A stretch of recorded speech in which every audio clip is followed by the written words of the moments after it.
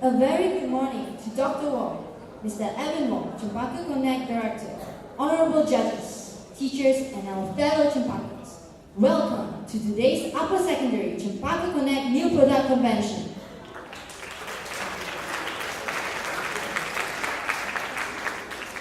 Cempaka Connect has been an integral part of the Cempaka academic system that exposes students to the business world and aims to produce students who are capable of thinking creatively in terms of team management.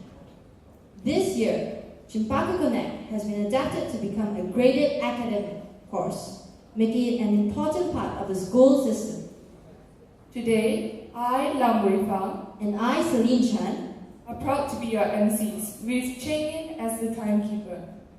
We will be witnessing the product presentations from the Form 4, Form 5, and Junior 2 classes for the academic semester of 2013. Each presentation is to be no longer than 6 minutes. At 5 minutes, the timekeeper will ring the bell once, indicating that you have 1 minute left.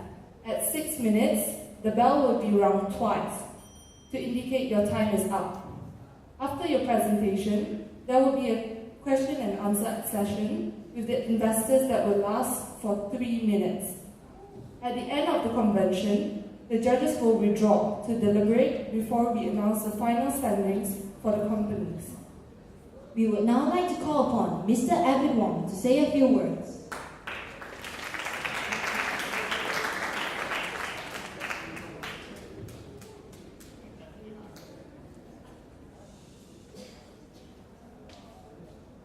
Alright, good morning and welcome to the 2013 New Product Convention. I'd like to kick off this morning session by sharing with you something that I spoke with to many of you earlier this year. Alright, there was a business report by a very renowned American business journal that identified the most outstanding students in Harvard and Yale today. If you remember, 3 names: Sri Bose, Angela Zhang, and Shantanu Kengmo. I think most of you will remember that person's name, alright? What's the significance of these 3 students? Let me share this with you in case you have forgotten or you have not had the opportunity to listen to this. These 3 students were among 22 of the most outstanding students currently studying in Yale and Harvard universities, right? As identified by a very popular business magazine. And one of the reasons why they are rated as outstanding, note that these students are not just people who were admitted into Harvard and Yale. That already is an achievement. These were people that were rated outstanding students that are currently studying there. Among the projects that these 3 students have done, if you recall, one of them, during their high school year, did a research about cisplatin.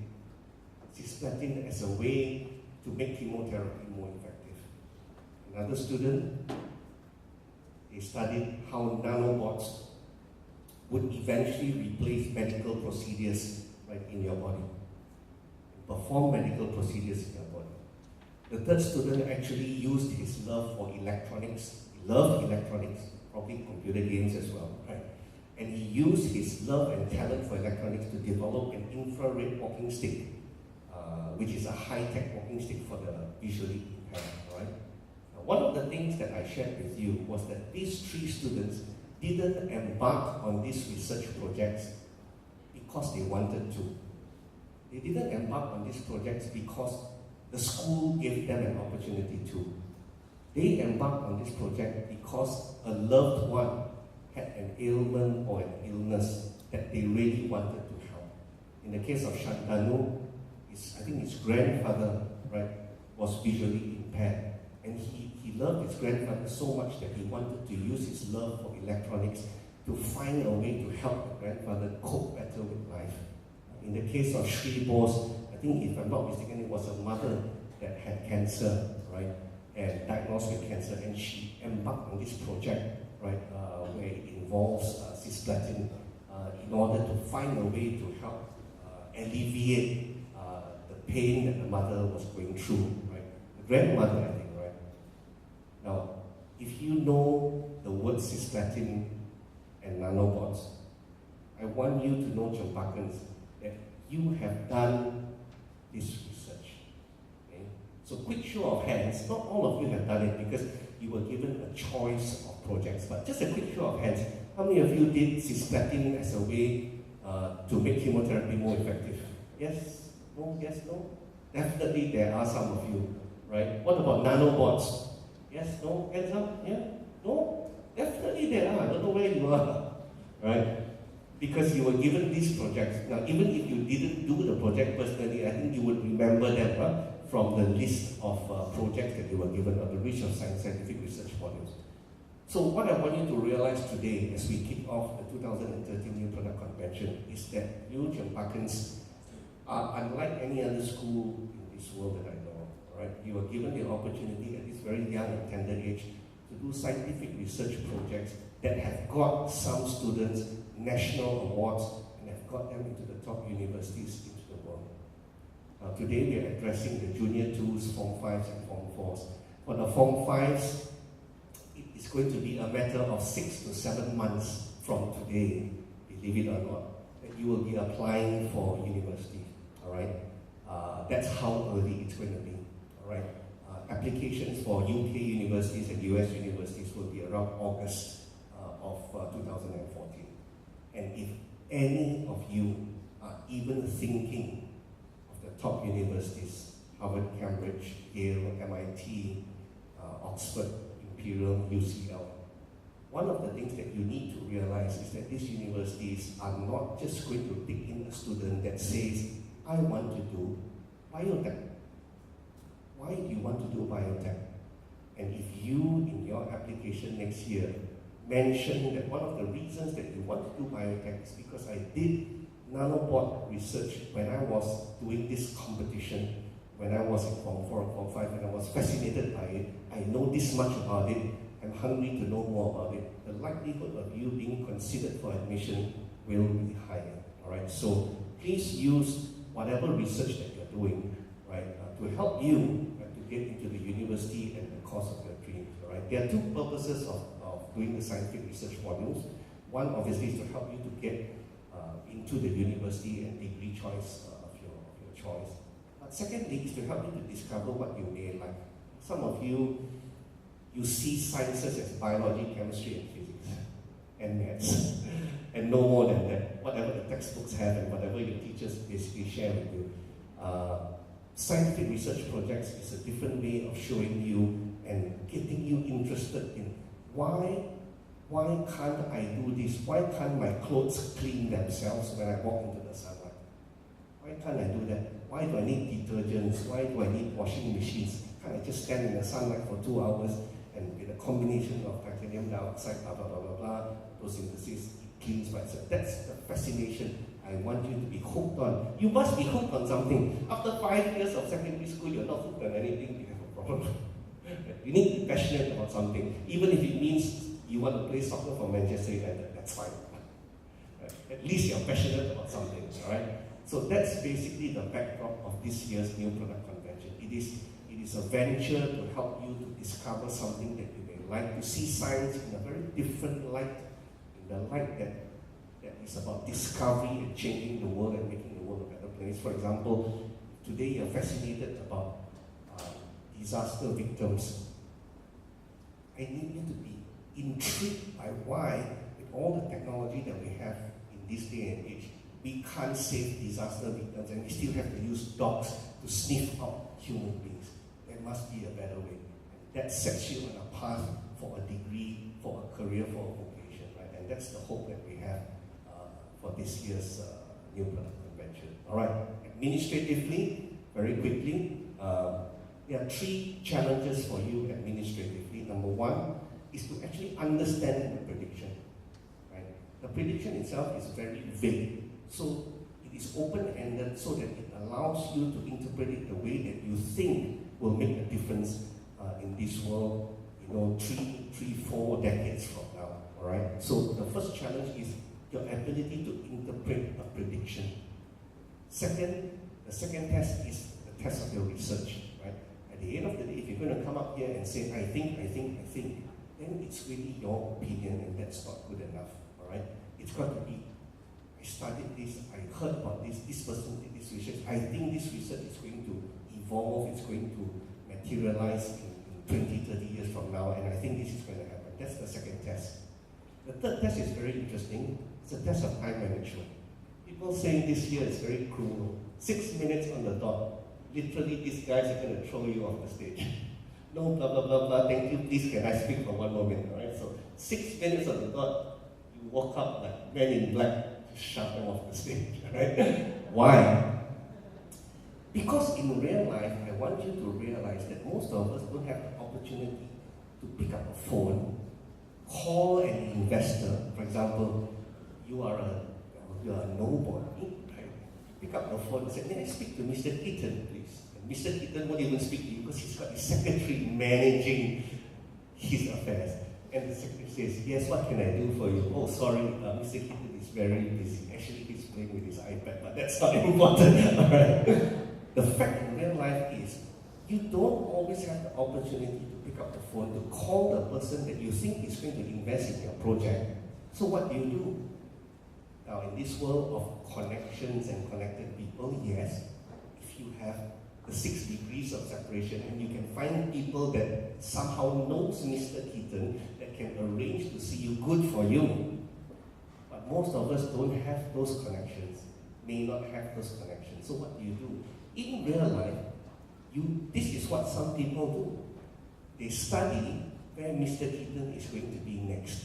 They heard he's going to be in a new product convention in some hotel on this day. You sign up for that convention. You go there, you bump into him during the tea break, and you've got 3 minutes, not 6, you've got 3 minutes to open your mouth, say, hi, I've got this great idea, I think you might be interested, da da da da da da. After 3 minutes, if he's still interested, you've got probably another 3 minutes, all right? And then he's got to go because he's there on a convention, he's not there to listen to you. And the objective is after 6 minutes, it's for him to say, I like what you said, it's valid, it's a good idea, I've not heard this before, your numbers sound reasonable, the basis of which you say this is going to happen sounds plausible, come and see me next week. That's why it's a 6-minute time frame. I think we all would like more time to present information, but we don't in real life. So the real test, the third test, is your ability to concise 1 terabyte of information into 6 minutes. And say, in fact, it's not even 6 minutes, you should do it in 5 minutes. And then on the 6th minute, you smile and say, thank you. Alright, so that's the basic ground rules for today. 5 minutes, bell rings, 6 minutes, they throw you off the stage, literally. Alright, last thing before we kick off, I'd like to thank our esteemed judges. Mr. Leong, can you wave like a celebrity, so that Miss Rennie, Mr. Keaton, and Mr. Ali Baizor. I've told them that in this day and age of reality TV, the real celebrities are the judges. Sorry, not the people on stage. Right? And I want to say this, this is obviously not something that's in your scope. Okay? So very appreciative you take the time, because it's like a very big effort for you, right, to sit down here and listen to them. But I do want to say this, and I hope you share this with me. At the end of the day, what makes this worthwhile is that if one of these students, more we hope, but at least one of these students really gets into one of the top universities and does something great 10 years from now, right? So just to wrap up, just to let you know, I've been tracking, I told you, the 2011 year from Cheras and Damansara, Form 5 batch. I haven't really tracked the CIS batch. You've got at least this year 4 students that are in Cambridge. I don't know whether anyone's in Harvard. We've got people in Princeton, we've got people in Oxford. Definitely, we've got a lot of people in Imperial College, UCL, and the top universities. So Cempakans are there, and we hope to see you there. All right, thank you.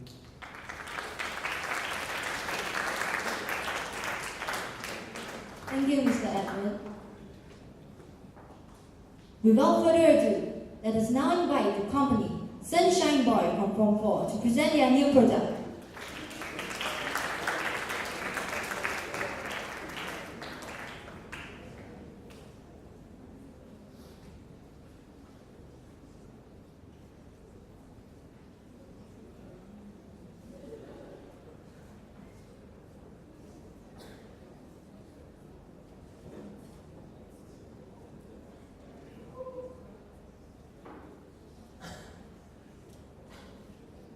Very good morning to all present in the hall.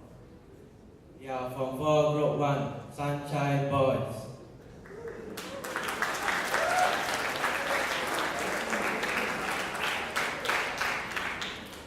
And this is Ismail. Next slide. Okay, these are pictures of stomach chip. Alright, why we choose this topic? Because it's quite interesting. The second thing is our country, Malaysia, has the highest rate of obesity in Southeast Asia. And third thing, you guys can observe how my body is, right? So this is a picture. Press space, yeah. One more. Alright, there's a pictures of stomach chip. Very, very small, just like you guys can see. Small like this, I think it's smaller than this. So yeah, next slide please.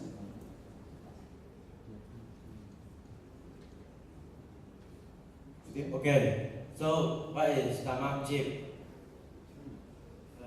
It is almost identical to a microchip that used in your cell phone. Right? Yes. It will store in your stomach and powered by your stomach acid, and it monitor your diet and help you lose weight.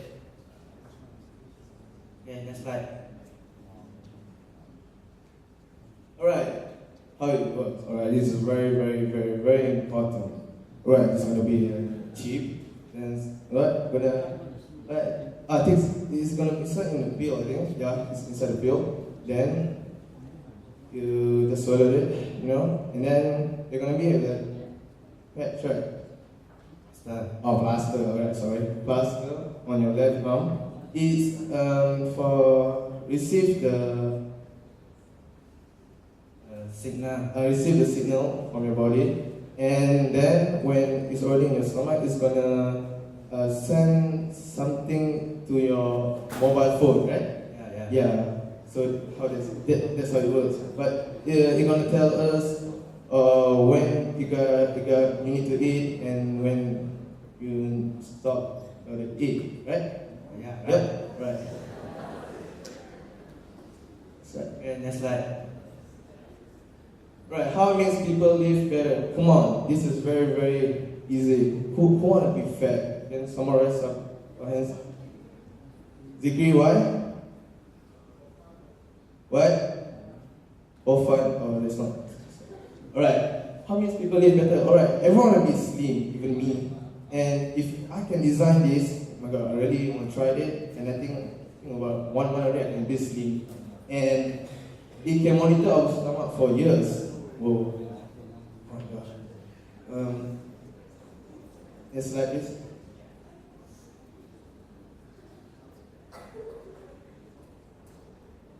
And our target market is obese people, and mainly women. Because women usually insecure with their size and weight. Okay. Next slide.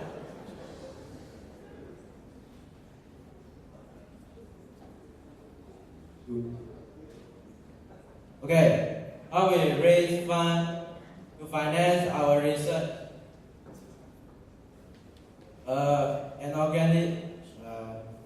An organization like Proteus has fund 100 million in this research, and maybe it can work one day. Okay. Thank you. Thank you.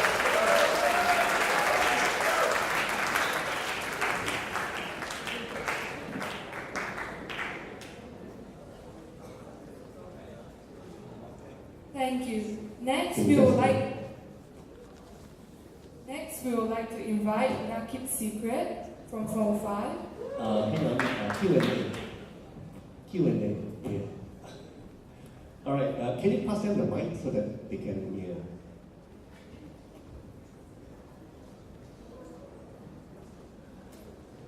Okay, well, I'll just always kick off with a question, then I'll just pass it to the rest of the judges, all right? Okay, just one question. At the end of the day, as I've said, what is the research that you have that says that this chip is possible? That's missing. Where is the research? Otherwise, it's just your opinion of a mobile chip that goes in your stomach. You know what I'm saying?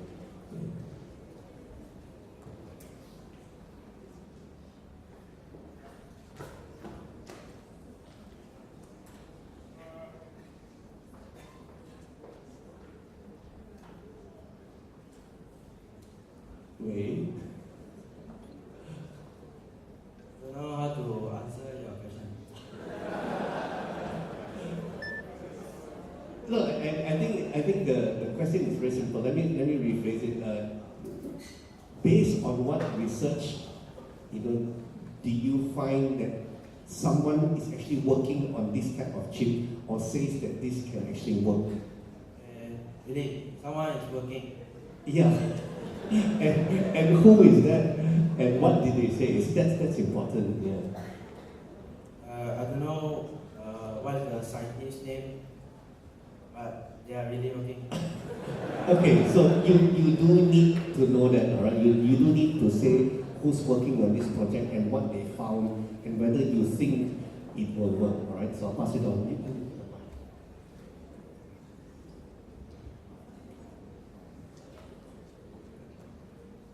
Just a little bit worried about swallowing a chip. Like, is there any potential health implications? Because the chip is very small, cannot hurt your stomach. But it's transmitting data to a mobile phone, so is that not potentially dangerous? I think there is no disadvantages. Okay.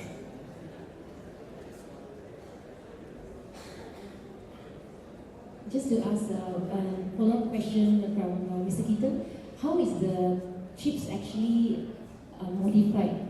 In reference to your slide just now, you mentioned that it's edible. So how was it modified? It's in a pill. It's inside the pill, then just like it cleaves in your mouth, and just swallow it, then it's going to go to your stomach, and they're going to have a patch on your left hand while I sit the sound, and they're going to send a signal to your bone.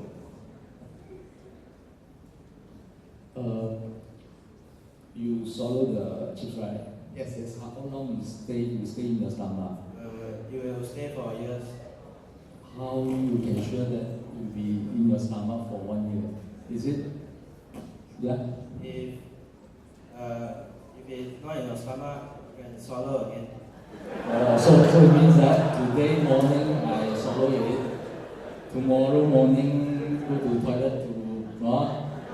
Tomorrow morning I have to swallow again. So it means every day I need to swallow one big microchips. Oh, okay. See how your stomach goes.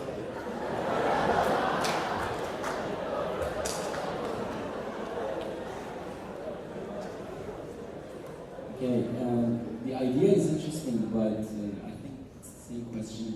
How do you ensure that this chip doesn't actually, gives the information that you're looking for? What kind of research have you done to know that the chip will be actually transmitting information on the body's weight loss?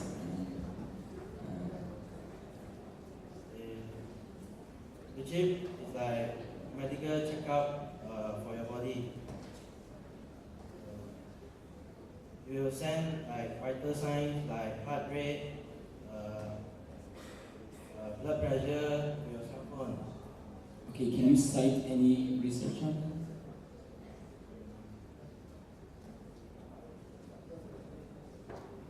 Thank you. All right, thank you. I think I'm not a judge, right? But just going to comment if the judges put their marks. I think you have an interesting concept, but you don't actually understand it well enough. I think that's your challenge. You need to be able to actually understand it as though it's your project. All right, so that's your challenge. Okay, thanks.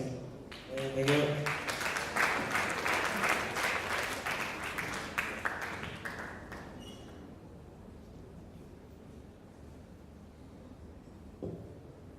Now we would like to invite Naqeeb Secret from Form 5.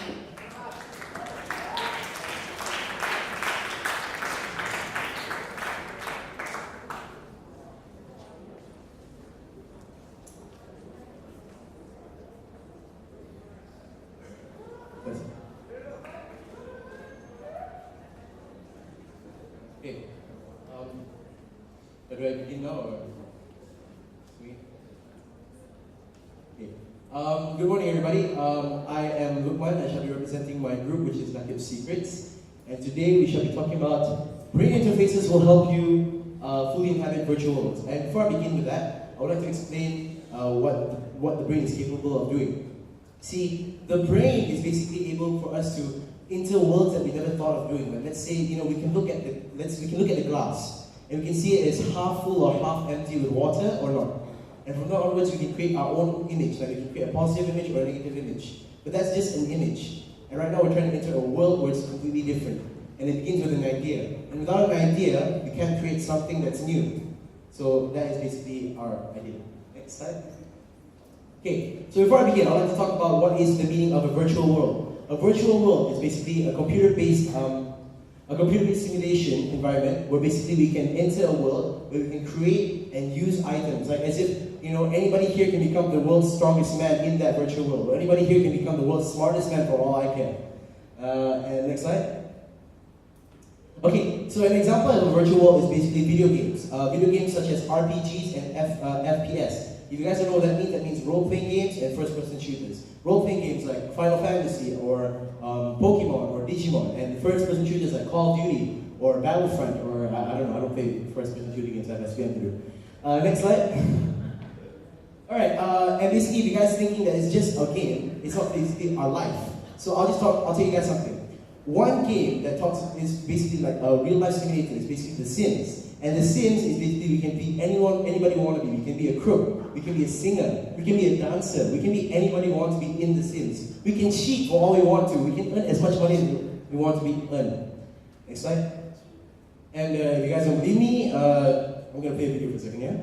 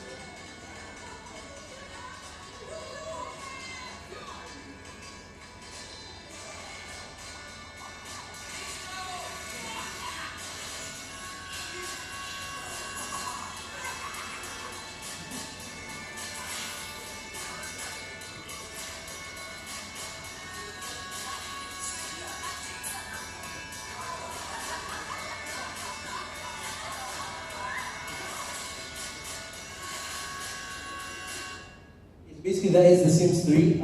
It's like I said, it is basically you can create your own life, you can create your own virtual world. Okay, now basically, maybe you guys think that this is just a computer-based simulation. You're just one guy sitting in front of a laptop or a computer or whatnot, playing one video game. But let me tell you something. In 1995, a brand which I'm sure you all know, Nintendo created a product called the Virtual Boy, which basically it makes you feel as though you're inside the game. It's a 2D simulator where basically you wear these glasses, which makes you feel as though you're inside the game. Next slide. Yeah, like I said, we're just playing video games, but actually it's not, right now we don't have the technology for us to enter the video game itself. We currently have that technology, and I'll just show you guys a video. And you guys are questioning virtual what? This is what I'm talking about.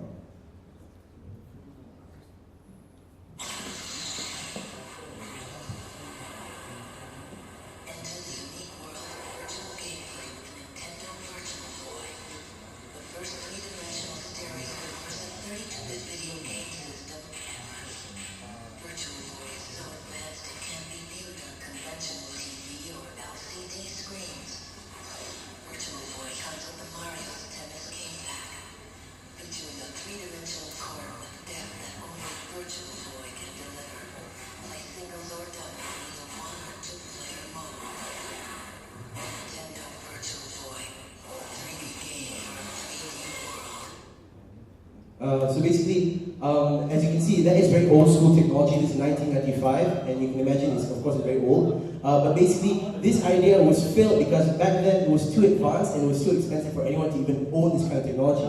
So basically, in 2011, Sony decided to take this idea and put it into a movie enhancement system. You've all had 3D glasses before, the red and blue kind of glasses. But then they applied it so that you can watch movies and feel as though you're inside the movie. Can you imagine if you were like James Bond or like Cybertron, I don't know, Transformers or something? Let me show you guys the trailer.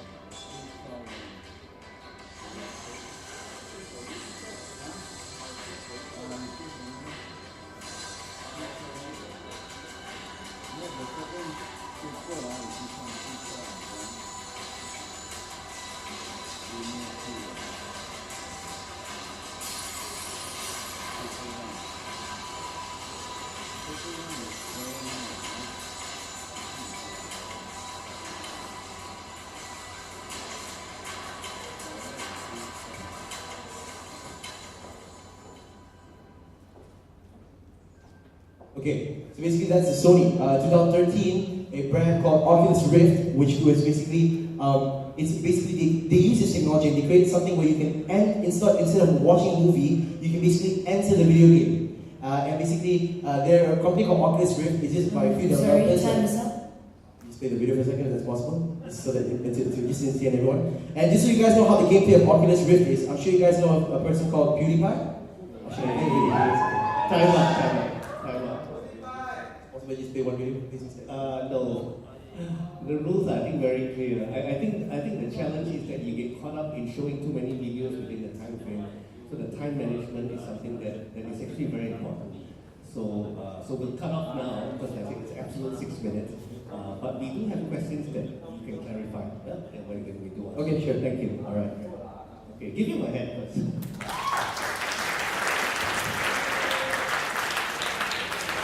Okay, I'll pick up the questions once again. I think it's fairly interesting in terms of the direction that you've taken to present and to show the conviction that this technology is basically doable. Yeah, I really have one very key question. Right, what we've seen is so far application within the game context and I suppose movie entertainment context. Right, going back to the topic. What do you want to do with this technology?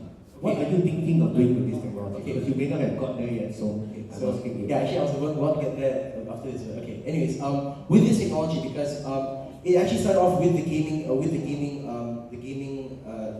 sort of developers. They started off with the Xbox Kinect, the PlayStation iToy, the PlayStation Move, Nintendo Wii. They started off this virtual world where you can enter your own virtual world. You can play whatever you want. But let's say we enhance the technology. We can connect it with our bodies, with our brain cells. We can basically play Call of Duty. We can get shot and feel as if we got shot. We can feel death as it is. And we can put this in the army market. So let's say we go to the armies, okay? When you go to the armies, they can actually feel as though how it is feeling like in the army itself. They can feel as though how it feels like to get shot and how to shoot people, how to throw a grenade. They're as if they're playing a real game, but they're not exactly getting injured in the war zone itself. And let's say instead of that, not just that, let's say doctors. Doctors, they do surgery. Surgery, it's quite expensive because you want to find a dead body, you want to kill someone just to get a dead body to do surgery. What if you can do a virtual surgery? It's basically the same thing, just that you're doing it in the technological world. And basically, as I said, even right now there's a game called Surgeon Simulator itself. And next to that, schools. Schools basically, as they say, you can read books and you can understand what is going on inside in the classroom. But as our mentor and our founding mentor, Dr. Frida, she has said before, most of the things that we learn are not inside the class but outside the classroom. What if we can experience it? Like let's say a primary school student, they're learning about dinosaurs today. We can use this technology of virtual reality for them to actually go into the prehistoric times and learn actually what is it about dinosaurs, what makes them so cool, how tall are they, how was the prehistoric times like back then. It makes them understand it more because they're having fun and they experience it. That's what makes them learn about it more than they are. Okay, so who would, if you, because you have a broad range of applications, which is good, all right? Let's say narrow down. If you were to ask them, if you are going to ask the investors to put money into this project, all right? Who would be your primary target market? Okay, my primary target market would be there's several primary target markets. There will be, because this is basically a gaming, this basically started off with gaming because it's a virtual world. Virtual world is basically comes from gaming. But then I think if you want to put it in a very good way, we can target it to the armies because that way we don't lose people from doing their training. Because right now currently doing army training wars and whatnot, they are losing lives for doing that. If we use them in the virtual world, they can know how it feels like to get shot. They will know how death feels like. They are prepared for that when they go into the real war situations. But then if you want to put it in another way, I guess I can just target gamers everywhere because for me, I would like to see how it would feel like to shoot someone in the face in Grand Theft Auto. So yeah. Okay, the idea is not very new. Okay, you understand that. Number one. Number two, you're not specifying exactly which field you're going to be investing on. Okay, it's quite vague, the picture that you're giving us. You're giving us a time frame of how technology is improving in virtual reality. We're quite well aware of that. But you're not giving us what your company is proposing. Okay, so, if you're talking about target market, I guess, like target market specifically, I've not exactly thought about the specific target market to target it, but then I guess I would target it to developers like Sony and Microsoft. See, in Sony, they created something called the PlayStation Eye. If they actually can enhance the technology, which is what they've created with the Sony 3D Eye Viewer and the Eye Toy, they can create video gaming up to the next level, and as well as, let's say, Microsoft, they've really got the Xbox Kinect, and that's just going through the TV. What if they can connect it to their eyes as well? Microsoft and Sony, or maybe Apple. And let's say one company starts off doing that. Like let's say Samsung, they started off doing phones first. And from that onwards, Apple started doing the iPhone. That made the competition of phones where Android and iOS, which one's better. So from that onwards, let's say each company does something like this for the virtual reality world. Let's say Microsoft and Sony do it both. There'll be competition, or there'll be more bias from that company so that they can make better technology to make better products than the other company does the product. Okay, let me narrow it down. You see, you talked about the Xbox. Before Xbox created the Kinect. Before that, okay, I remember everyone was talking about the virtual 3D glasses. Virtual Boy in 1995. The whole idea that it's going to go out of the eyes and you can actually move your arms and play. That was the novel idea that got the Xbox its investors interested. Finally, you get the product out, right? What are you proposing that we haven't seen yet? Basically, this is something that they've done in sort of some television shows, and I mean, not basically how the experience is, but in some video games, they do a storyline where basically someone is, let's say, they're sleeping inside a pod, where it's connected to their brain and their body and all their senses. They can feel as though that they're inside the war zone, or they can feel as though they're inside another real life simulator where they're really experiencing it through by themselves. They're really experiencing how they would live like in the war zone, how they would live like in another life, like how they'd be like if they were thin, how they'd be like if they were rich, how they'd be like if they were robbers, or how they'd be like if they're terrorists, something like that. Maybe you run out of time as well. Can you just identify how you plan to raise money for this? Okay. For raising money on this, actually for the armies, I was proposing that maybe we could get the government to support this idea. So that way, when the government supports this idea, they will get game developers such as Microsoft or Sony to get this idea so that they can create this technology so that people can use it. Then once they get the developers to get this idea. That's the first thing. Second thing, I was about to explain actually, the one I showed a video about the Oculus Rift. How the Oculus Rift started off was they started off a Kickstarter program online where they basically got donators, people to donate from all over the world to donate for this program because people wanted it. So basically, if we get people to donate for this program because people want it, that way we can get money for this to fund this program as well to research for this program.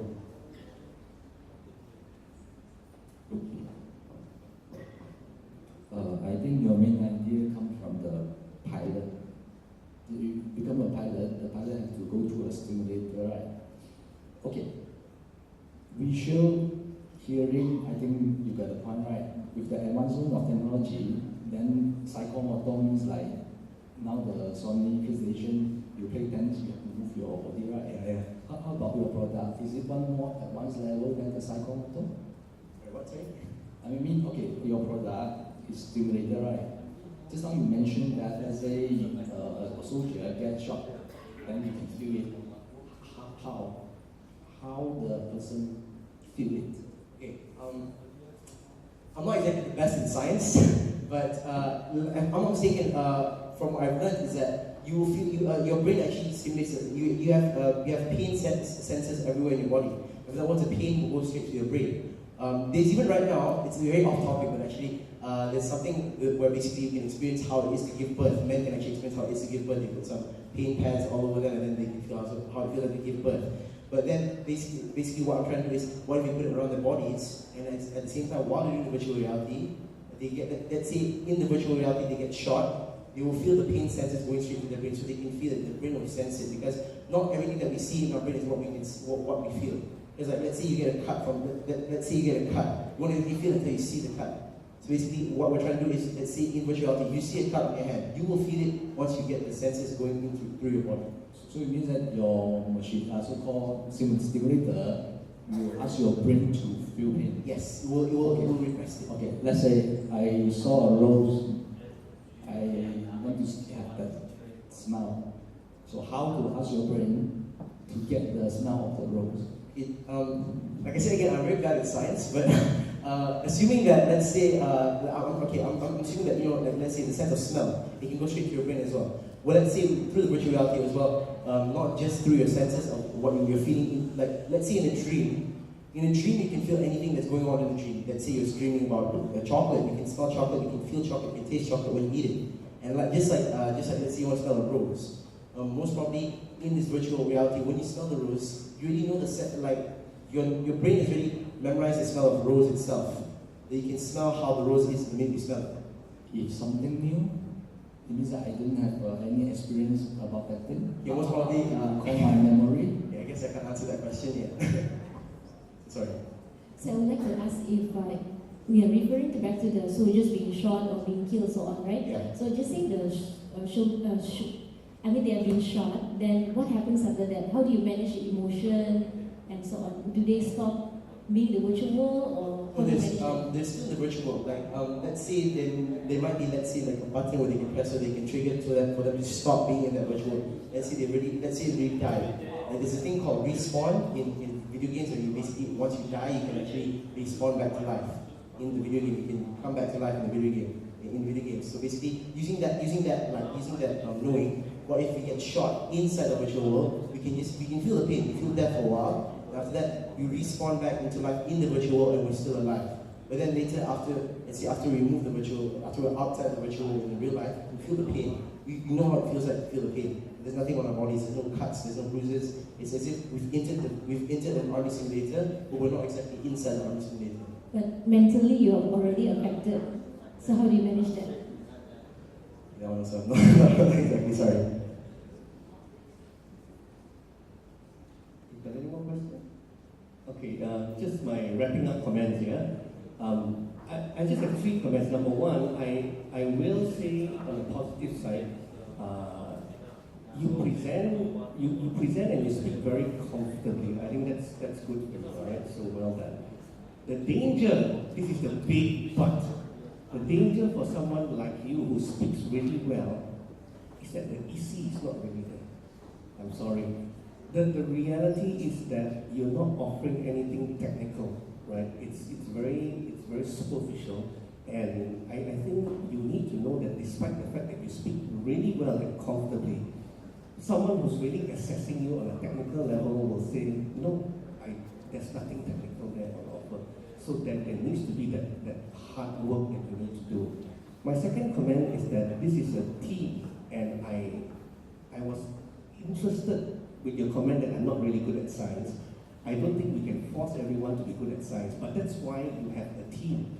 And I would expect that you would have someone in your team that can handle the technical and the scientific explanations. All right, that's what the team is for. All right, so don't take the burden all by yourself. I think that's my second comment. On the whole, I think I agree with the judges. You know, that's the whole focus as to what you want to do with this technology is not there. Right? I think you've given a good explanation into the historical development of this technology. It got to a point where it's exciting and it's like we're waiting for you to hit, you know, in music it's like we're waiting for you to hit the high note and you don't hit it, right? So that's something that you've got to keep in mind, right? You need to be very clear, this is what I want to do with it, right? And there's also something that I want to mention with you when a judge asks you about funding. On the one hand, you have a contradiction within yourself. You mentioned that possibly you're targeting the army and you're getting funding from government. And then on the other hand, you're saying, but there's also crowdfunding. They're not consistent, right? People don't go to crowdfunding to fund a project where, you know, it's the government, all right? So it's more like, what's my gain? And I'm in it because I'm going to get a product. Why would someone crowdfund this project unless they're getting something? So you need to be very clear what you are actually trying to do with this technology. I think you have a good understanding of the technology, but it hasn't got to what you want to do with it, right? In 30 or 40 years. Okay, so it's a lot of work to do. All right, but yeah, I mean, you're very comfortable. Just make sure you've got the content. All right, thanks.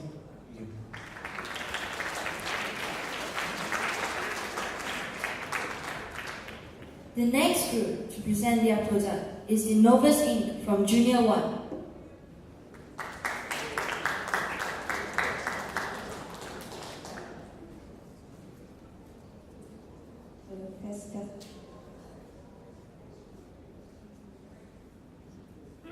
So good morning everyone. Today I will be talking about how in the future we would be able to have spinal cord implants that will reverse paralysis. And today we're going to present to you our research based on this topic.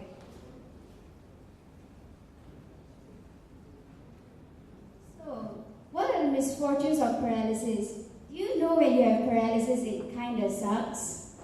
Can you imagine yourself just sitting or lying there getting fat? So, the news of paralysis can be shocking to the victim and their family, as paralysis is such a drag. These people, they will feel useless, weak, or even depressed because they have to rely on everyone else to do simple things for them every day. This takes quite a lot of money for their medication and their hospital bills, and with the cure of paralysis, we can avoid all of this from happening and make people's lives a bit better. So what are the wonders of curing paralysis? If people were to be cured from paralysis, this would be advantageous in many ways for everyone.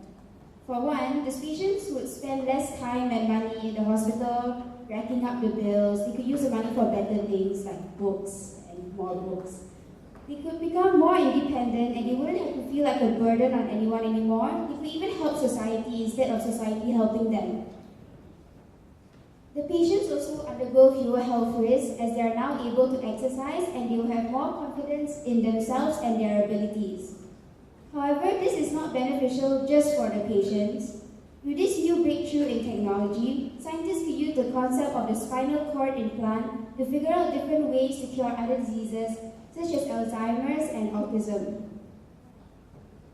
Besides that, this invention could be altered in order to cure paralyzed animals as well. In this way, fewer animals will have to be euthanized because they are paralyzed. And of course, everyone here likes animals, right? Right? I know I do. So basically, the paralysis is mainly caused by the breaking and severing of nerves and nerve endings. So what we plan to do and to try and cure this is basically go with the most obvious option, which is basically fix the brain, fix the leads. So there are two trains of thought. We can either get something to replace the gap, or we can let the nerves grow back. So what I propose is using GRG, guiding regeneration gel, which contains 3 main active ingredients: antioxidants, hyaluronic acid, and peptides. Basically, these 3 components work together to let the nerves grow. The peptides, especially proteins, they provide a sort of a guiding line for the nerve ending, because nerves in the body, protein is used for growth, and this kind of growth can be used to help regrow the dead nerve endings of nerve cells, as well as provide a guiding line to make sure they don't go out of phase. The antioxidants are there to make sure that the cells do not inflame, because when an external implant is put in the body, there's always a chance of a body reaction happening and the body parts inflame, such as the brain, where when you have a concussion, your brain inflames. So that's what the antioxidants are for. And hyaluronic acid is there to make sure that it all stays cool, it all stays firm, because the body needs a certain environment to grow in. It cannot just grow in any certain kind of environment. So it needs this hyaluronic acid found in the womb when the baby is inside the womb. So it's basically what keeps the baby growing, and we can use this concept, put it together in this gel to make nerve endings grow. So what basically what I'm trying to do is just put it in a tube and make sure that the nerves stick together and they regrow.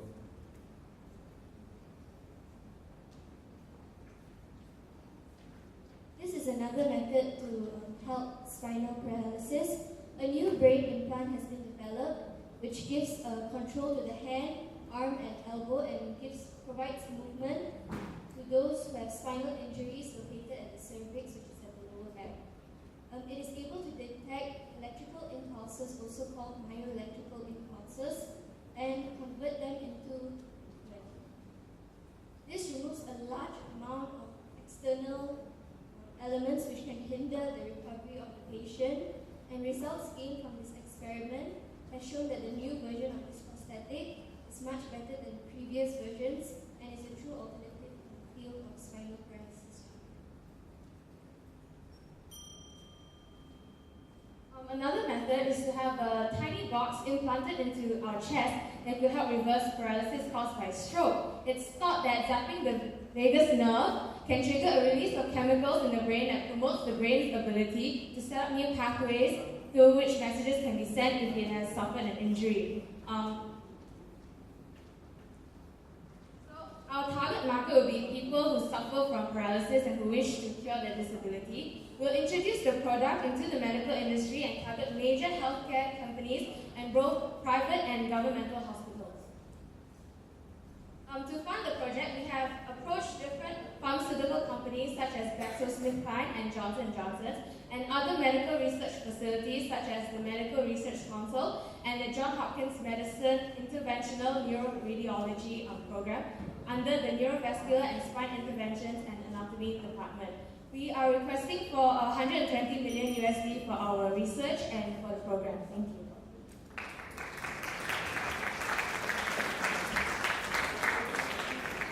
Okay, just 2 quick questions. Working backwards here, I think you've mentioned you've actually mentioned 3 different ways. Yeah, which one are you going to pursue for the funding that you're asking for? We will be mainly focusing on the GRG because it is a very simple option. It's relatively inexpensive compared to the other options, and I think it can be done in a matter of 5 to 10 years, probably in the near future.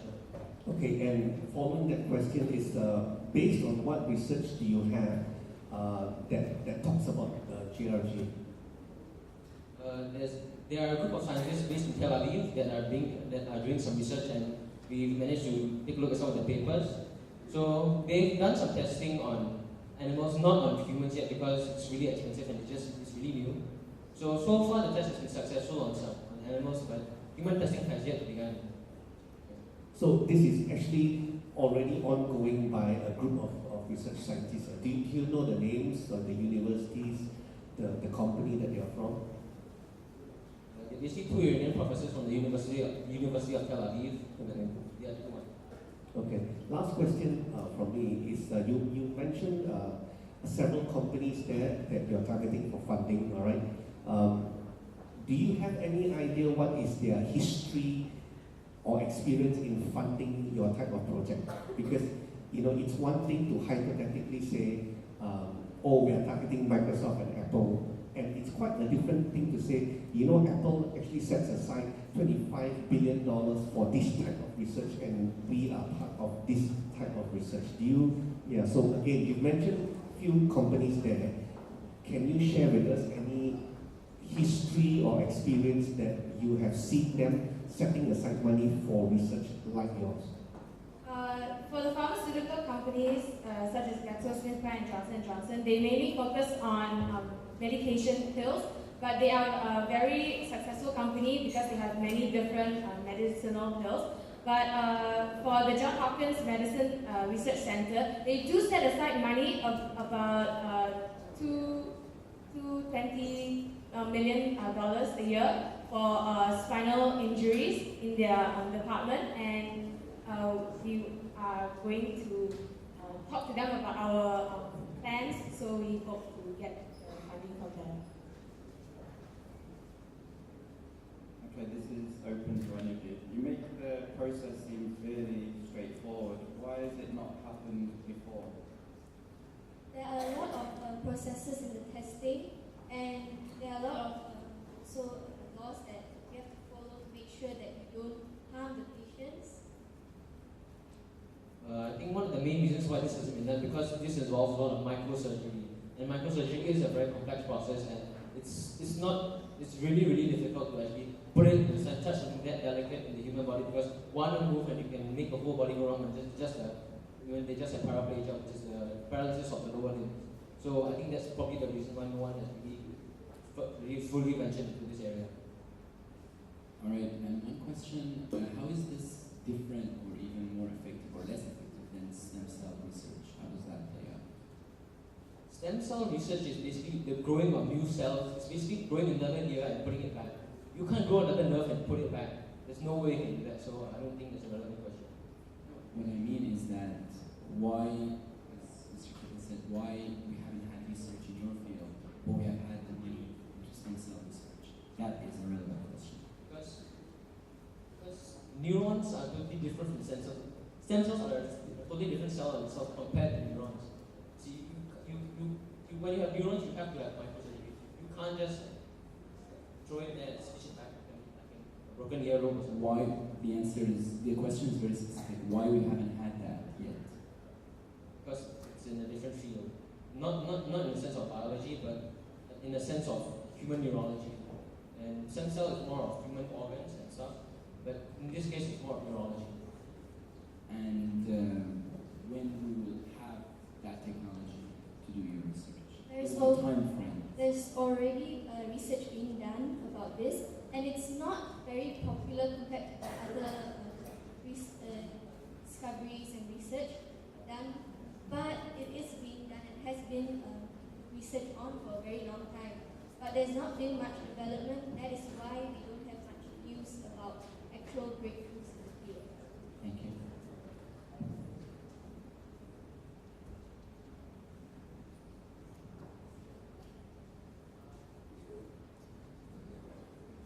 Okay, I think it's very well done. All right, I think you've got your presentation pretty much on time.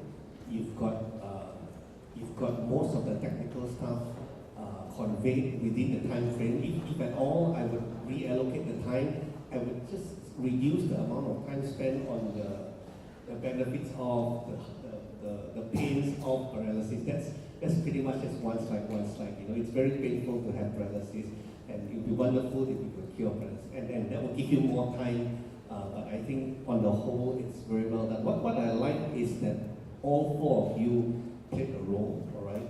And I think technically, what I really like is that you actually know what you're talking about, which is really important, all right? So I think it's really well done, especially the funding. When you're answering the funding question, you do know that when you're asking for funding, it's really important if you knew, for example, that Johns Hopkins had a budget for this, and that's why we're going to ask them, right?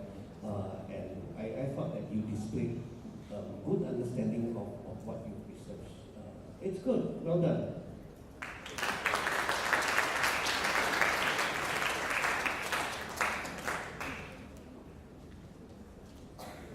Thank you. Next, we will have Bermuda from Form 4.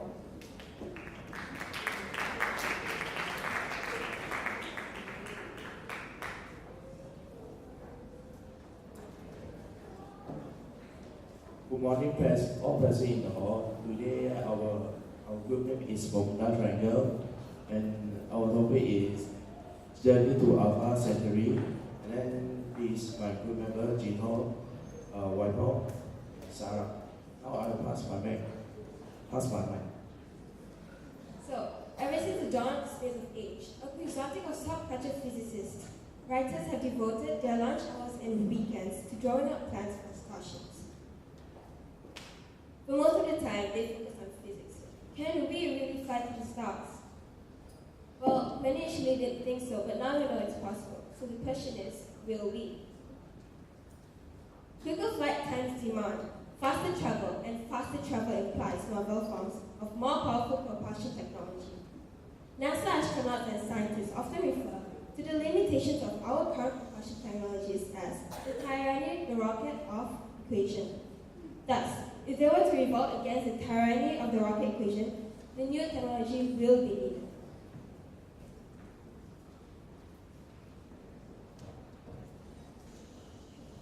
So first we have the antimatter engine, which would use the meeting of the matter and antimatter to generate massive amounts of energy. Is one option, though we are missing a key, the antimatter. At present, we just can't produce enough of it. Next, the Ramscoop drive are another commonly cited option, proposed by the late physicist Robert Bussard back in the 60s. The Ramscoop would use electromagnetic fields together and compress hydrogen from the interstellar medium. And the warp drive. Warp drive may not be as unrealistic as it seems, but experiments are still very much preliminary, and the concept is certainly outside the box.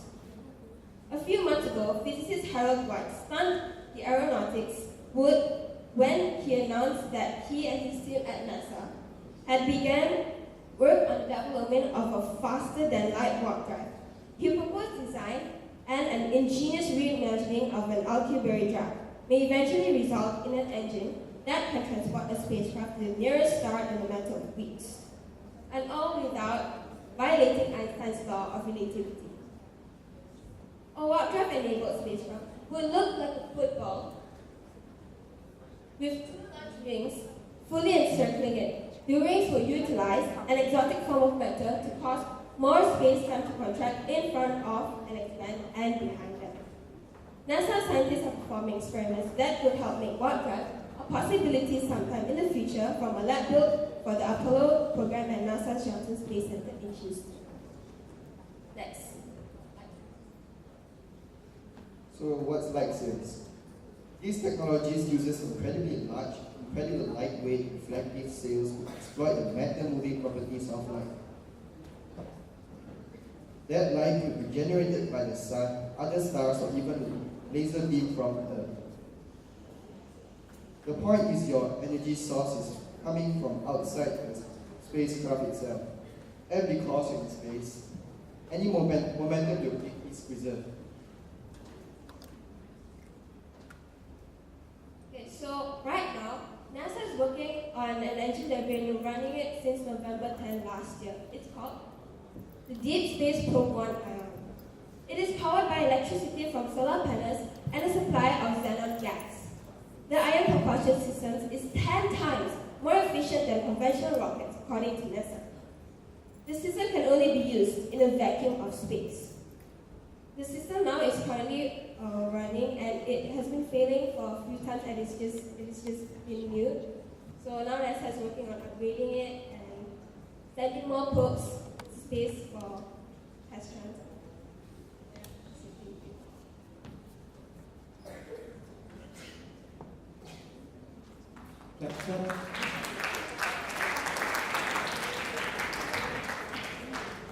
Okay, just to kick off, two questions. One is the magic question, right?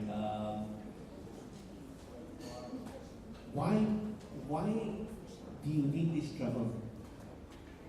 Why do you need this travel to be so fast? I mean, you see, at the end of the day, you're presenting a technology or scientific discovery that you're hoping to get investors to support you to build, all right? So the first question is, why do we need this travel into Alpha Centauri or to space? Why do we need it? I mean, why would we want to invest in it? That's the first question. It's because basically Alpha Centauri, the exoplanet that is orbiting on Alpha Centauri is exactly like Earth. So basically our Earth right now is running out of resources. So now they are working they're working on engines to efficiently go there, and not saying by going as fast as they can, but trying to build the best engine they could so that they can transport 7 billion Earthlings there. And basically Alpha Centauri is, they say it's as impregnated as Earth, as it is almost as similar as Earth. Okay, so it's an alternative living space, and that's why you want to create travel there, right? Okay, second question. You presented a few prototypes, right? Which one are you focusing on? Which one do you want us to invest in here? And why? From the first prototype I had, which is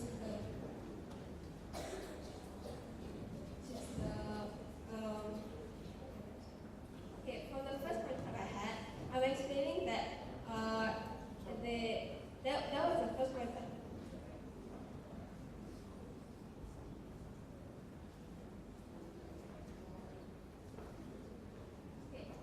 From this one, the antimatter engine.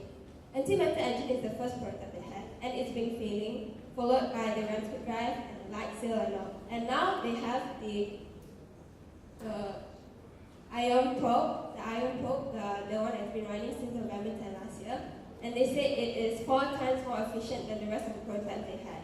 So all these prototypes have been working under, NASA has been working under all of the prototypes, and they say this one, the ion probe one, the deep space ion probe one, it's been working the most efficiently, although it's been failing a lot. Sorry. Okay, so it's the ion probe. Ion probe, deep space ion probe. I think the judges will naturally ask this question, but so that I complete my questioning. So NASA's already developing it. What are you developing?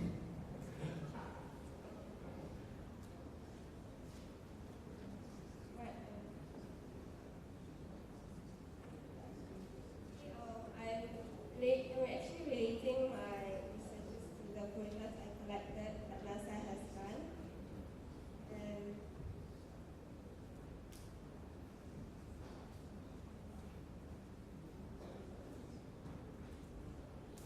basically I've just researched on what they have done, and I haven't. The idea is very interesting. Okay. Number one, where would you get the money from? Is it only NASA, or you're looking for different sources? NASA. Okay. And how much? They're the only team that's running on prototypes. And I didn't see any numbers. How much is needed for such a huge project? Yeah, they say it's about $152 million to build one prototype spacecraft of this deep space ion probe. So it's very, very pricey. Thank you. Who is your target market? You want to sell this technology to NASA? or you join venture with NASA? I thought of selling this to NASA because probably that isn't the only team that's interested in these prototypes so far. But NASA also doing this project, right? Yes. Then what is your role? I mean, your company as a consultant? No. My suggestion, if you say that planet is about same with the Earth, why not? Because some billionaire, they are very classy, so have a trip from Earth to there. Yeah, because some billionaire they already do this, right? Spend millions of money on the moon, and this one maybe convince NASA to take your company as joint venture, maybe. Who will convince NASA? I mean, you convince NASA to take your company as partner for this project.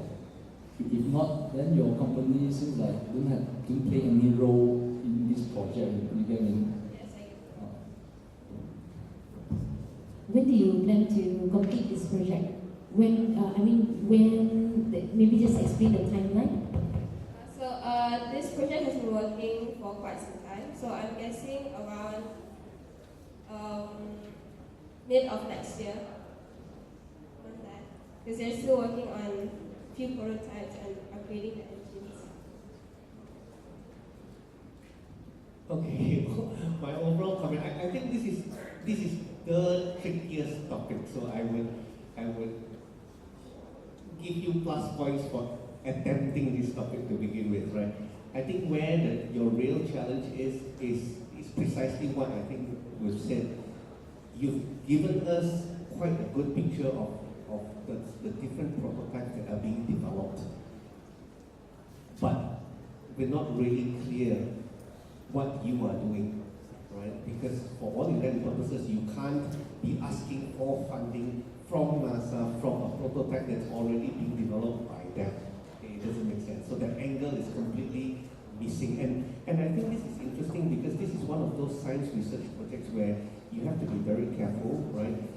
That the technology or the potential is there, but this is not a project where you're just asked to cite research into faster travel to Alpha Centauri, right? Which you have done, right? It is a project about what you are going to do about the research that's already been done. So it's one more level which I think you are missing, right? But we have a good understanding of at least the development cycle, but it hasn't really answered the question at all, right? So, okay, thanks.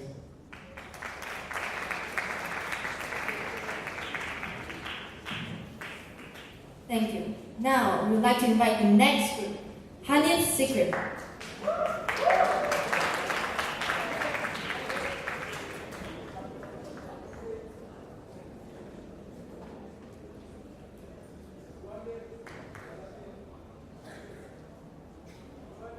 Good morning.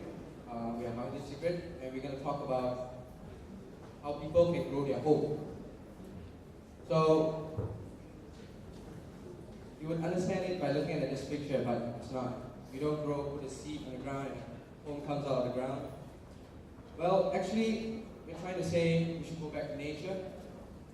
The houses we use now are made up of concrete and steel, and in the process of making them, we release a lot of carbon emission. So we should reduce it by using trees. How? When a tree is alive, it goes through photosynthesis, it takes in carbon dioxide, it stores it for a definite amount of time. But when it dies, it decomposes and the carbon will be released. So in order to prevent that, before it decomposes, we make them, process them into timber. And we make them as materials to build houses. So we use this thing called mass timber panels. Yeah, That's how the ratio of the trees to the carbon emission. So this mass timber panel is a few layers of timber wood together. Is it like very strong? It's stronger than materials to build houses now. It can prevent fire as well. It's quite light. It's just better in terms of construction performance. So in order to make this work, we have a thing called the CNC machine, and I'm going to have Hanif to talk about it. Architect and his London-based team has come up with a way to democratize both design and manufacturing of buildings called WikiHouse. WikiHouse is an open source construction kit. It enables anyone with an internet connection to access a shared library of design. Users simply choose a design by clicking a mark by Make This House. WikiHouse generates a set pathing files for each of the parts that goes into a particular structure. Using a CNC machine, the parts can be printed from a standard plywood, or we can use timber, which are much more stronger. All of the parts in the open source construction kit are numbered and designed to minimize the confusion.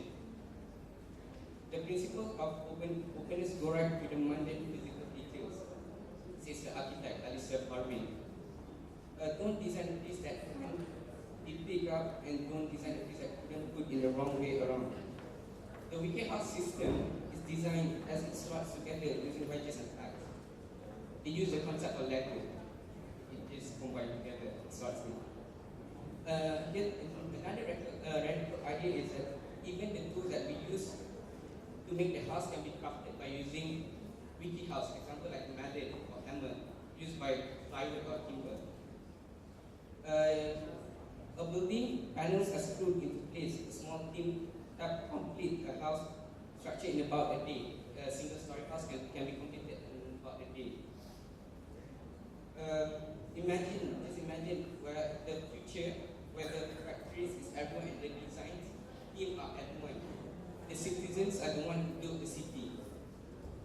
They can build their own houses. They join with the government and all. Instead of they just give up one company. So the design groups are everyone, and then the factories are everywhere. The mod cons might not be included in the WikiHouse, but they can certainly be incorporated. The frame of the house can easily be adapted to include the lights of cladding, insulation, and windows, as well as electrical and as other amenities.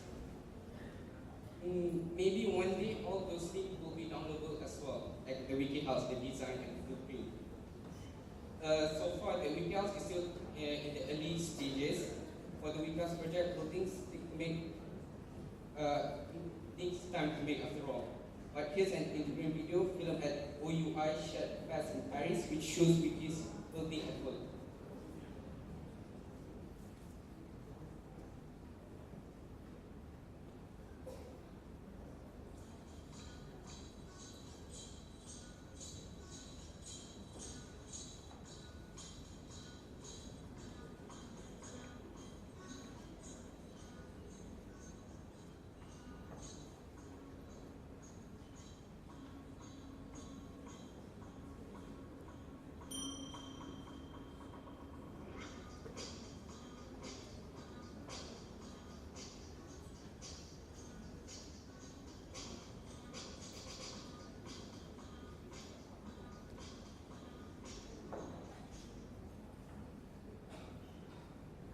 Alright, so how does this help people's life to be better? Well, in this world nowadays, houses are getting expensive, and this is a very affordable option. It's cheap, it doesn't require glue, anything, screws, whatever. It just requires paper. You know, like Hanif said, it is like Lego.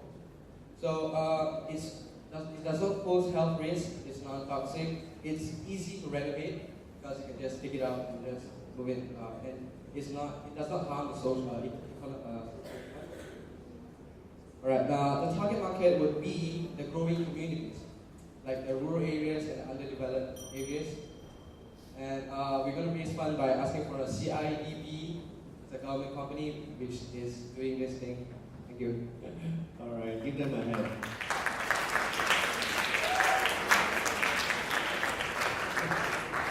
Okay, quick question. Again, I think here you have a good background information on what's happening with this new way of building houses. But what's your product? What's your company doing? The construction of building house by using wood instead of concrete and steel. Okay, and how's that different from every other company now that's constructing houses with wood? Apparently not. There's not much. And they just built in a bigger factory, whereby we can build our own house by using the wiki house. So you're selling the wiki house, or you're using the wiki house? It's non-profit organization. Okay. Everyone, they are open for everyone. All right. They can submit all the design to the open source community. Then they can download all sorts of designs, and they will come up with a CNC machine. CNC machine is like something like a 3D printer. All right. And then we use a sheet of plywood or timber material, and they cut into a particular structure that we can slot in like a Lego. Okay, so I'm just going to go to the last slide where you ask for funding, right? Yeah. So now let's say I'm the organization that you've identified, right? What's it called? CIDB, right? So I'm CIDB and I go like, all right, I like this idea, but what exactly am I funding? Am I funding the machine? How are you going to sell? Yeah, you know what I'm saying, right? Funding the design and all through the internet access. The base, I mean, for the people to put in their design into the internet. They need.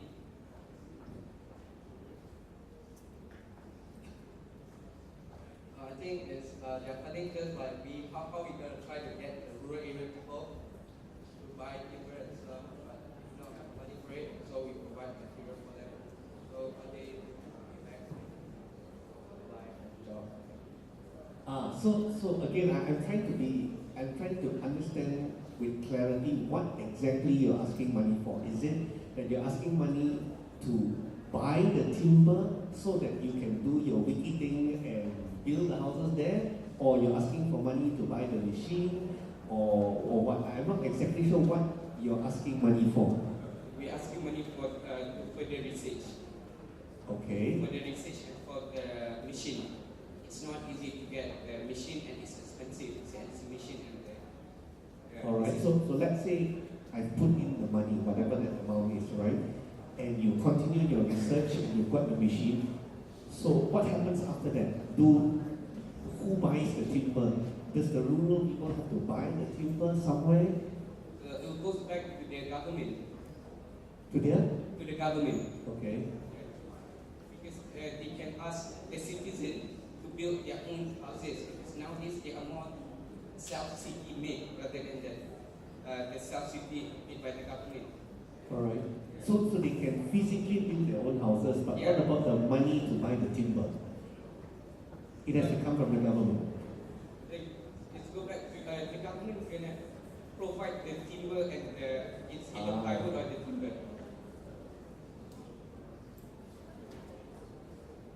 Okay, I'll pass it on first while I digest what you said.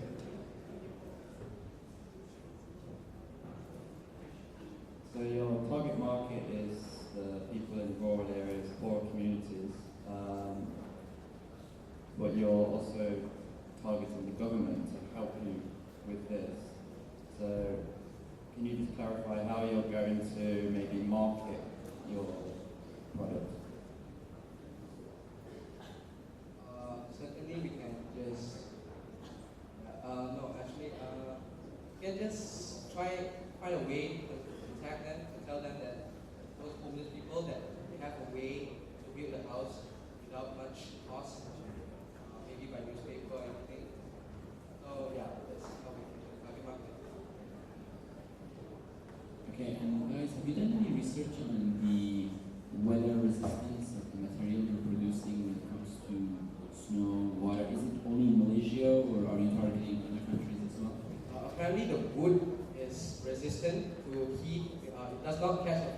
because we're going to paint it with fire retardant paint, and it's waterproof. And because it's waterproof, termites can't get it. So yeah, we don't have termite problem. I think weather is not a problem for these houses. Thank you.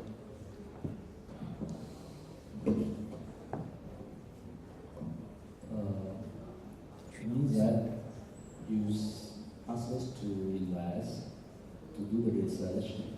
After successfully you do the research, you sell the idea to the government. The machine, CNC machine. The machine to the government. So the government will help the homeless people or the rural area people. So it means that as an investor, we get back our model from the government. Yes.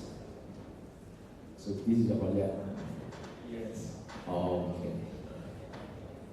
So remember, your target market is the government or the rural. Yeah, because the government does not need to buy it because if there are no homeless people. So actually, we are targeting the homeless people to submit the request in the wiki house so that the government can produce the material enough for them. So it means the government will pay you. Yeah. Pay the company, yeah. Because you must remember, homeless and rural area, their purchasing power is very low. So if I dump a lot of money in your company, then finally I can't get back my investment. I'm selling to the government. So government is the target. Okay. Only one target. Maybe some other government-linked company or non-government organization if they are interested. Okay. Thank you.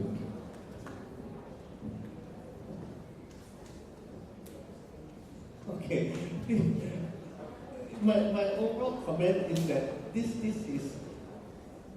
is actually the real challenge where the teams are expected to combine the scientific and the business aspect. And I think as you can see here, that's not the easiest thing to do, all right?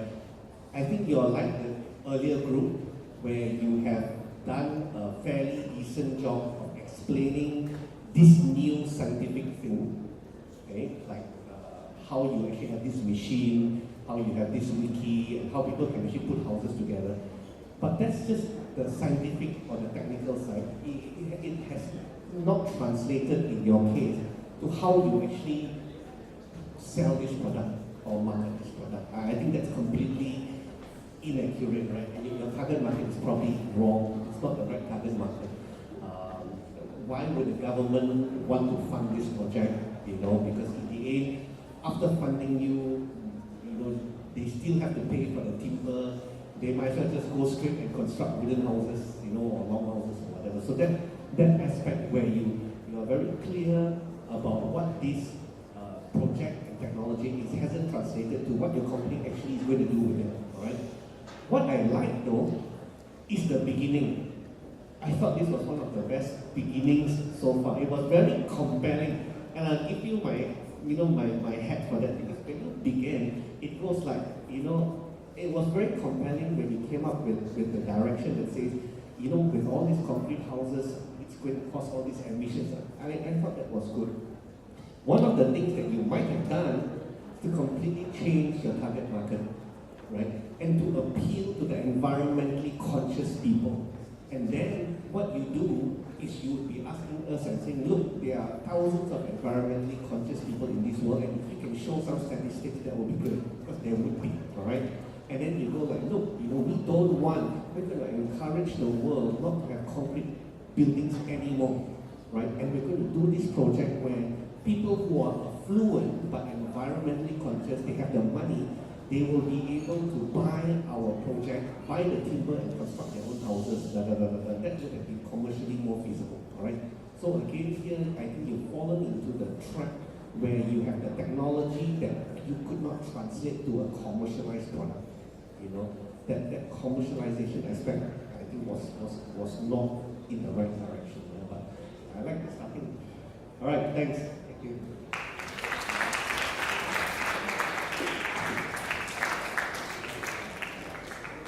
Thank you. The next company will be Levelton Inc. by Junior One.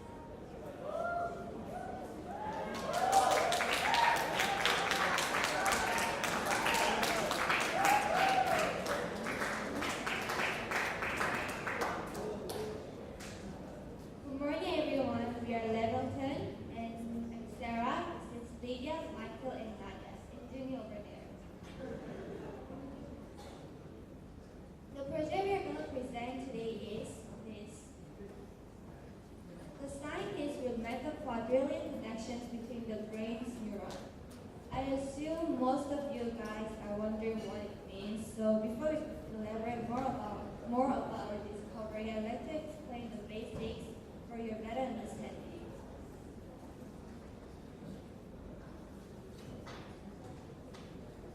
What controls every breath, every movement, every drink, and every action we have is brain.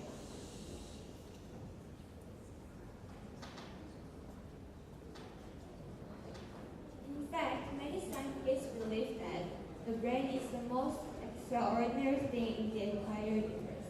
The brain is able to process information faster and more effectively than any computers. For example, imagine that while you are riding a bike, suddenly you have to change the direction to avoid some broken glass. This might seem like a simple action to you, but it involves a process. Your eyes, your arms, your legs, and your overall body, your overall balance are all coordinated by your brain in only 1 second. This amazing power can be attributed to the tiny cells called neurons, and there are so many neurons in our brains, like as you can see here, and they create electrical signals backwards and forwards at incredible speed to send information through your body. And now Lydia will elaborate more about our discovery. Scientists have yet to map the whole web of neural contact, also known as the connectome. The unfamiliar word connectome is a complete connection between the brain's neurons. So far, only one connectome is known, that of this tiny worm. In 1980s, a group of scientists have mapped all 7,000 connections between the worm's brain's neurons. This worm nervous system only consists of 300 neurons. And in this diagram, each node represents a neuron and each line is a connection. This is the connectome of the worm C. elegans. Our connectome is much more complex than this, and because the brain has 100 billion neurons and 10,000 times as many connections, it stores a lot of information. What are these informations? Since the 19th century, neuroscientists believe that information that are contained in these connections are actually memories. Also, perhaps it also contains personal identities such as personalities and intellect. However, even with the technology today, we are still unable to prove this hypothesis. We need a more sophisticated technologies to be able to speed up the process of finding the connectors.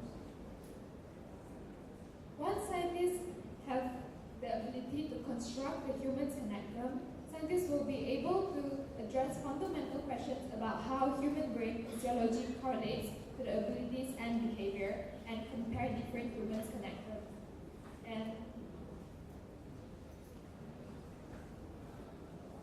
in another word, reveal the basis of personality, intelligence, memory, and perhaps even mental disorders. This may in turn lead to a development in the targeted and advanced treatment, such as better designer drugs, precise surgical intervention, and custom neuroprostheses. Furthermore, many scientists today believe that memories are primarily stored in the connections between the neurons. Therefore, as the field of connectomics mature, scientists will finally be able to investigate the neural underpinnings of memory storage and retrieval. Okay, so we believe that the most important issue in launching such a complex, scientific, and advanced discovery would be how are they going to support themselves financially. This is because the discovery as such would surely require a longer period of time to perfect the discovery as well as come up with sufficient amount of research. Also, a huge project as such will require recognition to get more people interested and hooked on the concept. This is essential because we need people to be aware of what we're doing and interested in the progress that we're doing, as well as for investors to see the significance in the project. First, our company, Levelton Incorporated, are willing to aid this discovery by giving 50,000 ringgit Malaysia. However, a fraction of the price, about 20% of the price, will be used for advertising. Now, you may be wondering why 20% for we believe it is important that we have this amount of this percentage used for advertising because it is important that we reach out to different collaborators that we want to be a part of this project. However, we are also very much interested for universities to come and join this project.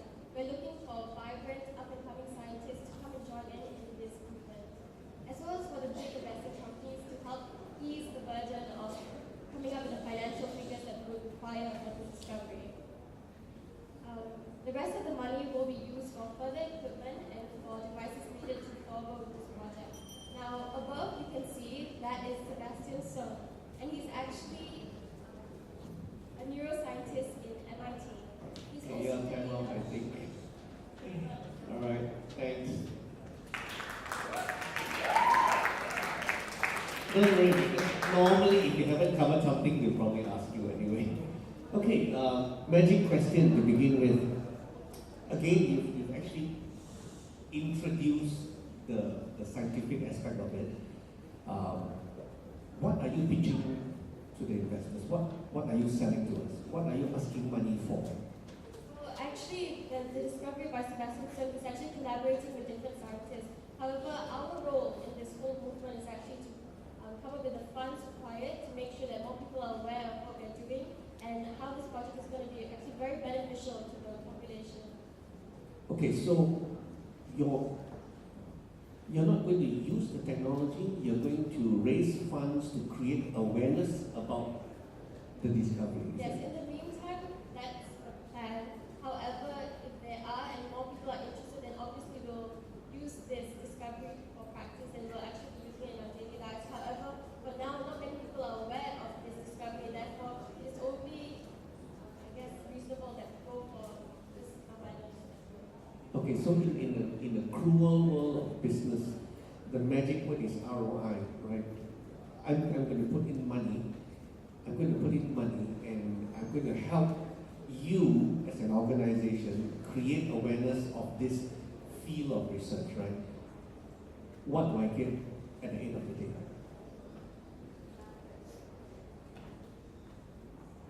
The funds that we are going to raise, 50,000 MYR, is part of it, around 20 to 25% is for advertisement and raising awareness. Understand. And mostly part of it we're going to invest in the technological advances like the electron microscopy and Okay, I understand where you're going to spend the money, but what do I get back at the end of the day?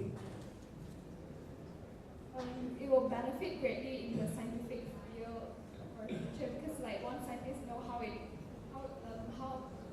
Levelton looks like and then they can figure out the fundamental questions as I mentioned before. We've mentioned that we'll be targeting scientists from universities to come and join this project. So I think this is more of get to know and also basically just for people to be more aware of what can happen and the scientific aspect of what we can do with this project. And maybe we can also elaborate and develop more from this out. Okay, I'll pass it on.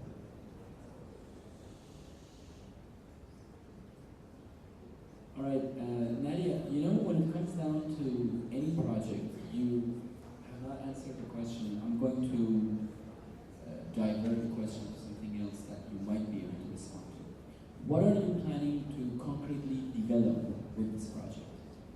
Well, basically, my company and I are trying to create, it's not actually a product, if that's what you're looking for, that's the answer you're trying to get from this thing. However, I think what we are presenting today is the discovery that we just want to spread awareness and people to be more aware of it. It's not Yeah, but the awareness doesn't answer the ROI, which is the return on investment. You have to have a plan for the investor to get their money back. What is your plan? Well, basically, after we've done, when we've reached out to people and they're aware of this, as Sebastian said, we actually wrote a book about it. And basically, it's just about creating more scientific knowledge out there for people and for people to study about it. It isn't actually a plan for a product or whatnot. It's just that. So why should I be investing money in this? I think therefore the targeted investors for this project is actually people who are interested in science.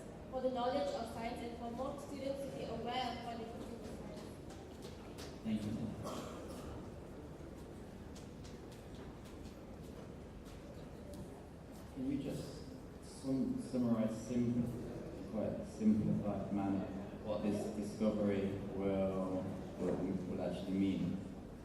Can you just summarize that simplified? Sorry, can you?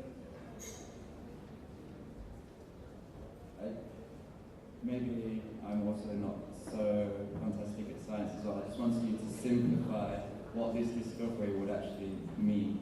Well, this discovery is actually reaching out to people who are interested in science. And what this is going to do is just it's creating more knowledge. And so it's also a platform for scientists to actually show what they can do and come up with a movement. It's actually a platform for scientists to be heard. Also, this discovery is about like the connection between the neurons. Scientists believe that actually all the memories we have and all the personality we have, the intellect and our personality, they believe that it's in the connections between the neurons. So once they find out how to connect all the connections, they'll be able to develop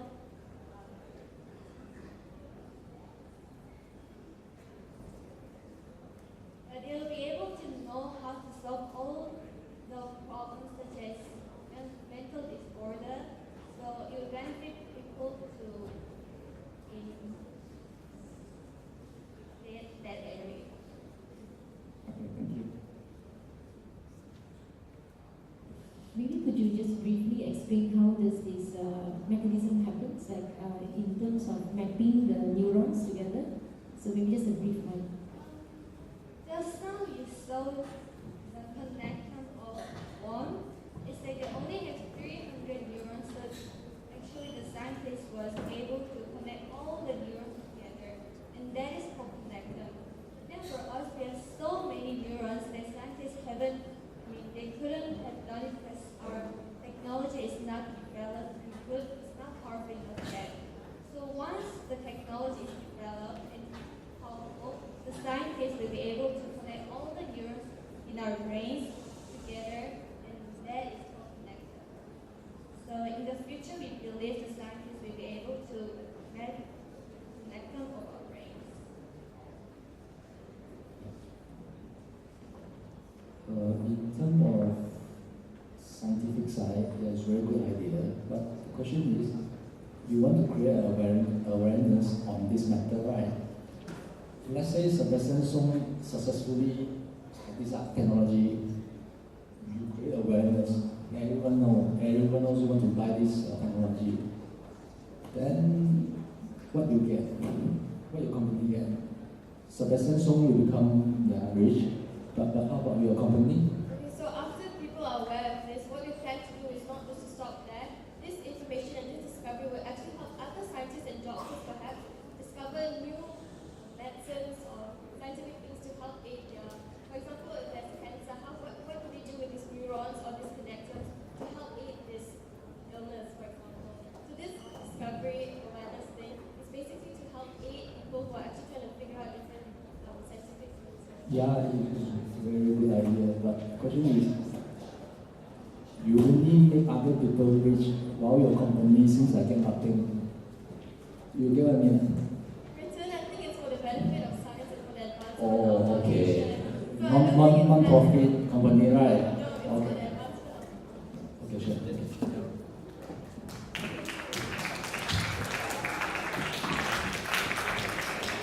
Okay, I think this is an area which illustrates the tremendous commercial potential which you don't see, very sadly.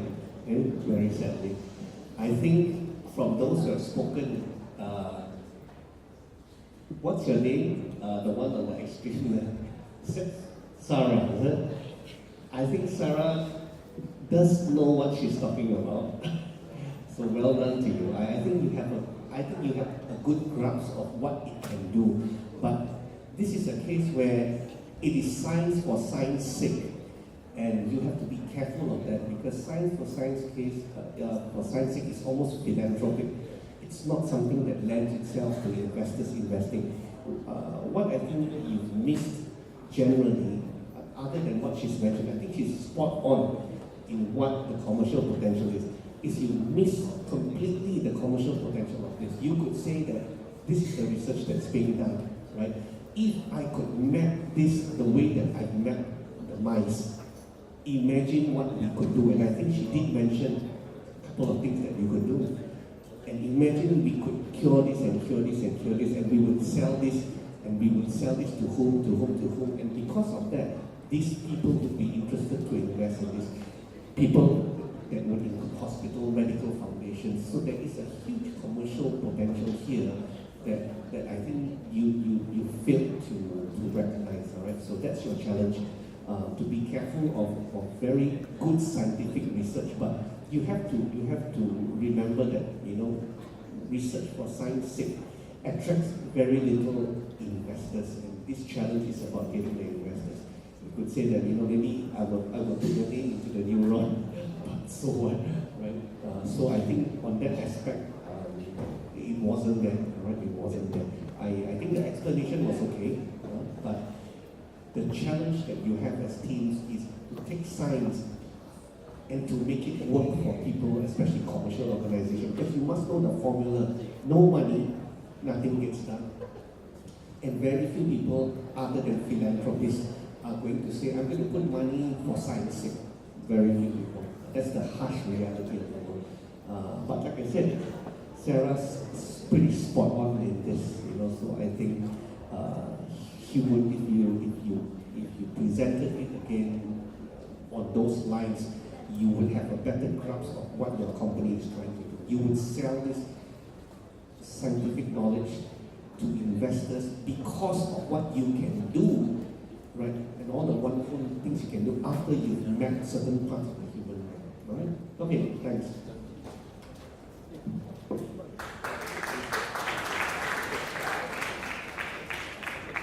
Thank you. The next group to present their product is The Bad Company from Form 4.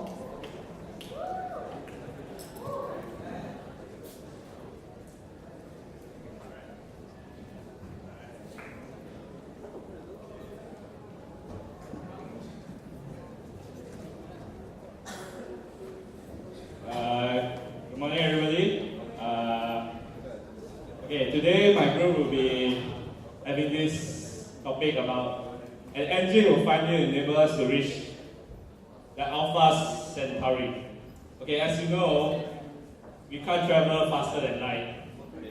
But even if we do, it will take us around 4 years to reach the Alpha Centauri. And that's too long. And now I will give you the definition of the Alpha Centauri.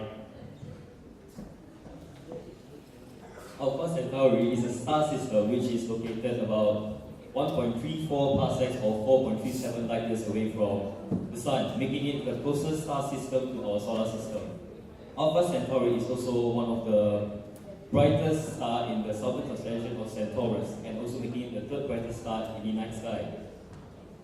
From the view of an unaided eye, Alpha Centauri looks like a single star, but actually it is a binary star system. It consists of individual components, which is Alpha Centauri A and Alpha Centauri B. And also it has one Alpha Centauri C, which is also known as Proxima Centauri. As we all know, we cannot travel faster than the speed of light. So if Einstein were to be with us today, he would have thought of a thing called warp drive, which of course enables us to travel faster than the speed of light. Warp drive is faster than the light system, and a group of NASA researchers were actually working on this technology last year, led by Harold Sonny White, and to travel in space, the only solution is traveling faster than the speed of light.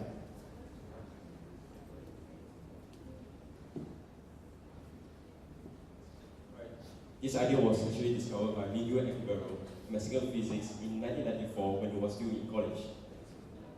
So basically, in his paper, he constructed a model that can travel a volume of flat space inside a bubble of focal space, which is driven forward by a local expansion for space-time behind it. and the opposite construction in front of it. So basically, what Miguel is trying to say is, you can travel 10 times faster than the speed of light. But it requires a huge amount of energy to create some kind of bubbles. In front of the bubbles, between your destination and the spacecraft, is contracted, pulling you together. At the same time, the space-time behind the bubble is expanded, pushing you forward. So this happens instantly, which allows you to travel many faster than the speed of light. However, it's lack of one crucial element that is called negative energy. This negative energy is actually, many scientists are unsure whether it exists or not because it's just an unproven theoretical concept. So, next please. So if you're still having a hard time understanding what drive actually is, you can actually use the moving walkway as an example. So the moving walkways in airports, you can stand on it and you can walk on it and you can travel faster than the ones who are walking at a normal speed and not using the moving walkway. So basically, the moving walkway allows you to move at the same speed as the rest, but the space will push you forward, giving the illusion of you moving at the faster speed.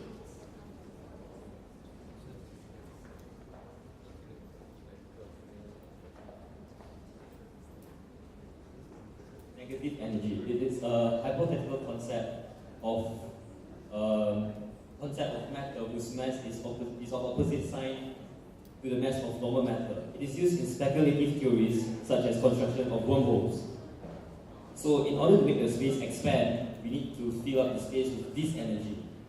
And there's only one guy in the world who believes that he has created negative energy, who is Steve K, who's an atomic physicist who studied at University of Washington, and he does experiment on elementary particles, nuclear physics, and condensed matter.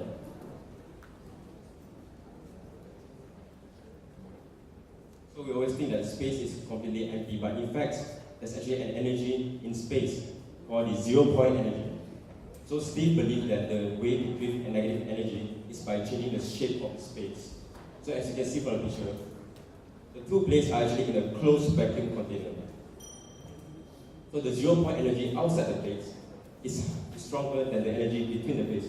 So the zero-point energy is pushing them together, but they won't touch. Or you can think another way, as Steve called it, the negative energy between the plates is actually expanding the space around it, which pushes them together, but they won't touch as well.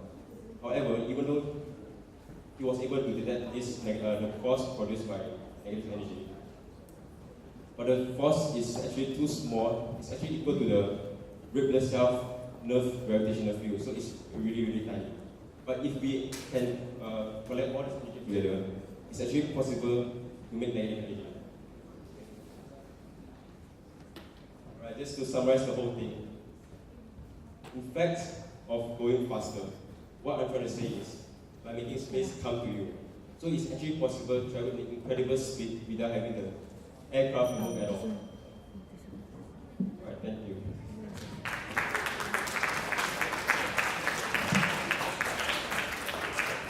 Hey, magic question. What's your company asking money for? To R&D to make more negative energy. Because the more negative energy we can make, the faster we can go. You need to produce more negative energy. Yes, sir. Okay. Why do you need to produce more negative energy? Is it because there's not enough in the world today? Yes, there is not enough. Okay, and what is, at the end of the day, okay, so you receive money to produce more negative energy, right? What's the benefit back to the investors? Well, so we can go to Alphas and our it doesn't stop there. We can basically go as we get more advanced, we can go anywhere. So firstly, there are some planets such as Zeus 581G. It's like Earth. We can inhabit that planet if we wish, and if it's necessary, since we're going on Earth. Okay, and besides, we can find oil there. And also there's a planet made of diamonds. It begins to sound more interesting as you go on, yes. Okay, what else? There's a planet made of diamonds. Which one do you want diamond earrings? Okay. Well, we have a lot of diamond if we get to that Fair planet. enough. Alright, okay. Pass it on.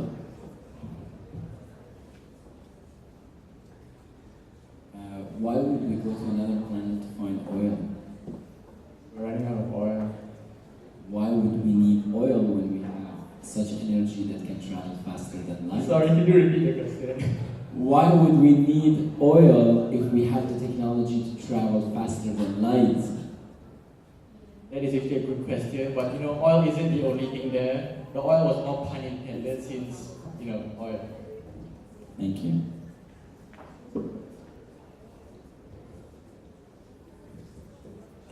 Okay, my overall comment is, I tell you what your group has done, at least what I thought your group has done really well, is to reduce very complex things into very simple explanations that people understand. That's a strength that that money cannot buy. So well done. I think that moving escalator is really a good example.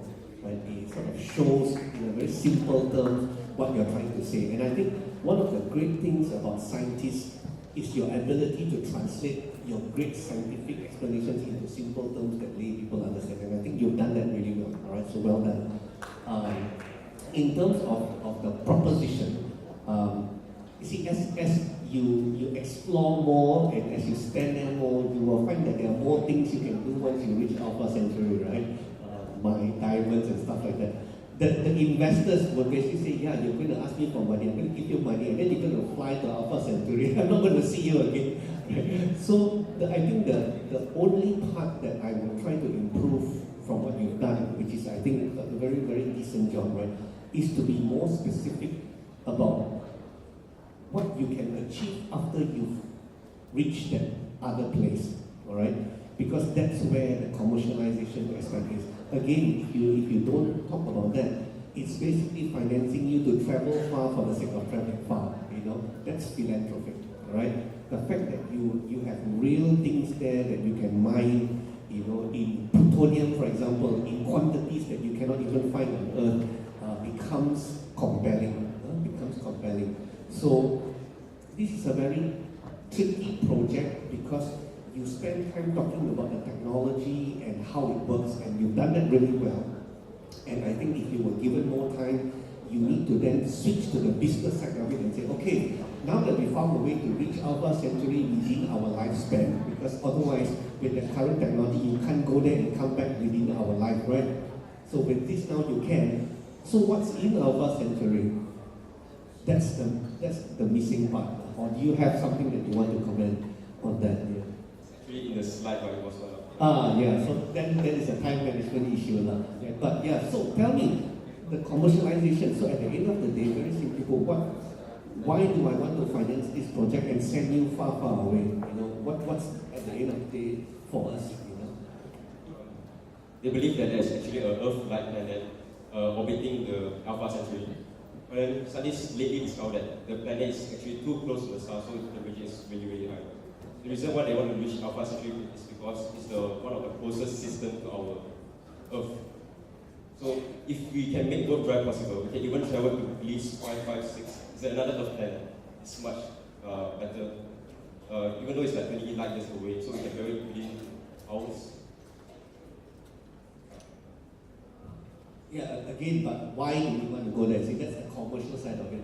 I think you've got the scientific side of it. Yeah, it's wonderful. We can map all the neurons in our brain. So what? Investors are like that. They are not scientists that sit down and say, wow, this is wonderful. You can map every neuron in my brain. Investors go, yeah, so what? So what? Right? So, all this travel, must be for some commercial gain. Because it's a commercial world that we're talking about, right? So, yeah. You want to ask from the commercial point, It has to be. you can do business there basically. And build homes there, rich people can go there. That's the commercial point. If the government allows such a thing, the government just take it for themselves. Okay, let's do a military base there. Yeah, I think you know what it is because I can see as we started asking you, you started talking about diamonds and oil, although you haven't really figured it out, right, why you need oil. But that's what you need to do. That's all I'm saying, in terms of the completeness of the presentation. But I thought it was very good from a technical explanation point of view. It was a very hard thing to do. Right? Well done.